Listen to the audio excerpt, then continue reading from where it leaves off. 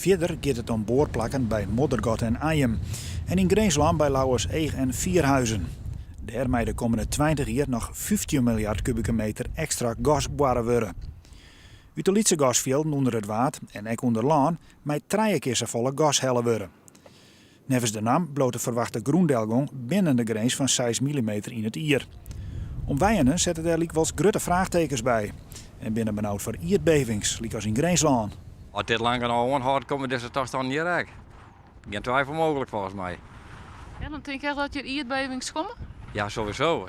Ze hadden de hele omgeving hier leeg. Van Ajem, Plauwersoog, Peers Moddergat en Weerum, alles om ons heen wil je leeg halen. Dus daar komt reactie op. De grond die protesteert met het hier raak.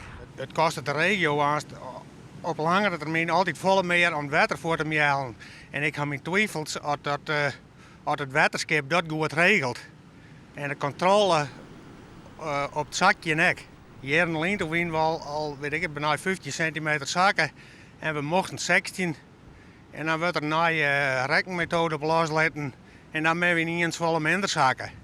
De gemeente Dongeradiel, dat Ajem en Moddergot inlezen, zit een paar keer in het jaar met de naam om tafel.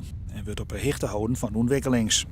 Als de bijem wel meer verzakkert, zal er minder gas worden. Of wordt de zaak stilzet. De gemeente had vertrouwen dat de normen net oeskrieden worden. Maar houdt wel de vinger aan de pols.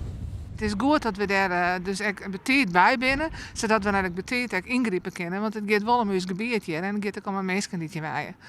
Maar heb je daar vertrouwen in dat dat op die het wezen zal?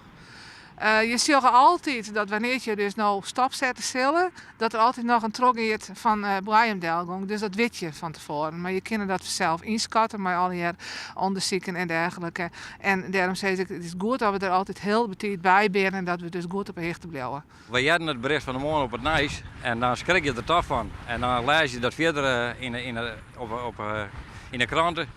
En dan blijkt dat ze vanaf 2011 al aan het bodem dat ze het al opschroeven gaan. En dat we dat nu pas te jaren krijgen, dat is wel heel apart. De waardvereniging wil een onafhankelijk onderzoek om te zien hoeveel de groen zakken door de winning. En hoeveel af de zee omheen commercieel. De waardvereniging wil net dat er bij de gaswinning alleenig uitgaan wordt van cijfers van de belanghebbende partij, de naam CELS. De landelijke politiek had intussen ook vragen gesteld. De PvdA wil opheldering van de minister over de extra gaswinning.